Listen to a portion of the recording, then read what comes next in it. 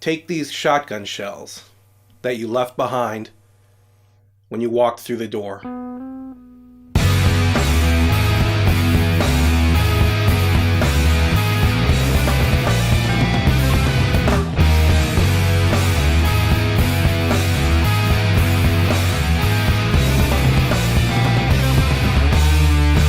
Hello music fans, and welcome to Love Notes, where each episode is a note from me to a band I love.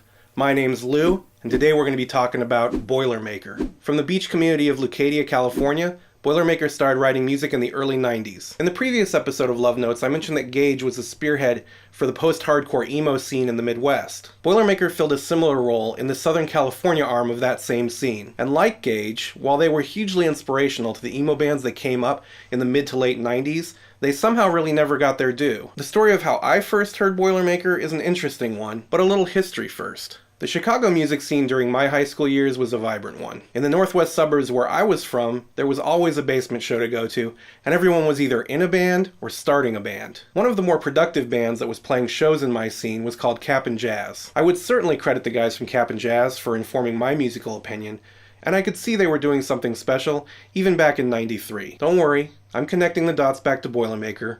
Be patient, you.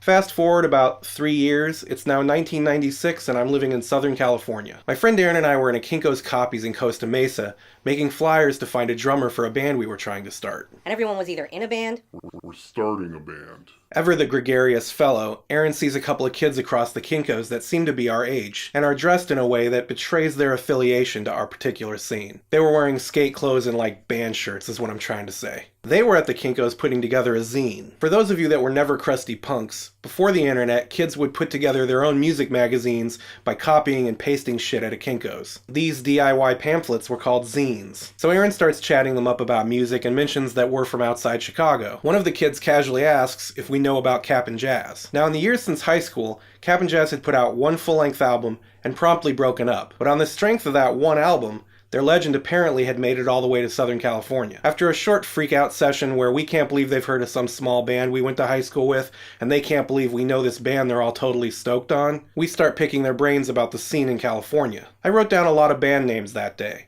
Bands like Drive Like Jehu, Rocket from the Crypt, and Boilermaker. I told you I'd get back to Boilermaker. Thanks for being patient, guys.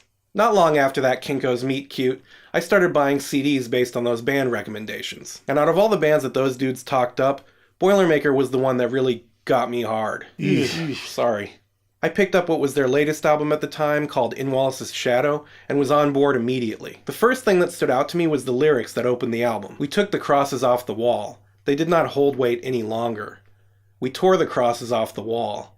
Refused to live there any longer. At that time in my life, this couldn't have been any more potent. And not only were the lyrics written as if for me, but the sound of the vocals totally hit the spot.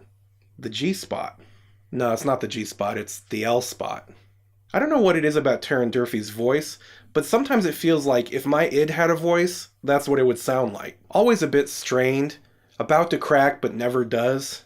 I really do love it. Add to that the creativity of the music, and these guys are pretty unstoppable. Terrin also played bass, and he's as interesting as a guitarist as he is as a vocalist. They only have one guitar player, but between how well the bass lines are written and how creative the guitar riffs are, they're fine as a power trio. The elements present in any Boilermaker song are as follows. Potent lyrics sung emotionally. A bass line bordering on funky, but always fitting the song. Guitar parts that are never obvious, sometimes jarring, and always ass-kicking. Drums played as though the sticks have been replaced by rock-hard 9-inch cocks. While I absolutely loved In Wallace's Shadow, it's their self-titled follow-up album that really cupped my nuts. Everything I loved in Wallace was even more gnarly in Boilermaker. That album makes me feel things. I've heard it 1,000 times, but I can still get choked up by the line, "All I know is what I was told when I was a kid," from the opening track. And it doesn't stop there. That whole album crushes ass. But I'm a lover of music, and I get stoked on tons of bands. So how did Boilermaker ultimately earn a love note from me? Sometime in 2008, I came across an article that said that Terrin Durfey had died of cancer. The members of Boilermaker had long since gone their separate ways, but the realization that this dude's amazing voice would never sing a new song really fucked with me. And from time to time since then, it really affects me to think that he wrote these amazing songs that so few people have heard. So in whatever small way, I hope that this episode serves as a tribute to this terrific band, and as thanks for the hours of joy his voice and playing gave me. Unfortunately, the two amazing albums I mentioned in this episode aren't on Spotify, but the album Leucadia, which is sort of like a greatest hits album, is. It's not quite a greatest hits because they had no hits, and some of my favorite songs are absent, but I digress. I'll pick what I think are the best songs off Leucadia and make a playlist which I'll link below. Boilermaker is one of my all-time favorite bands, and I hope this love note will do them justice. Thanks so much for listening to me gush about Boilermaker. If you like what I do or are feeling generous, please consider liking this video and subscribing to my channel. And until next time, never ever stop rockin'.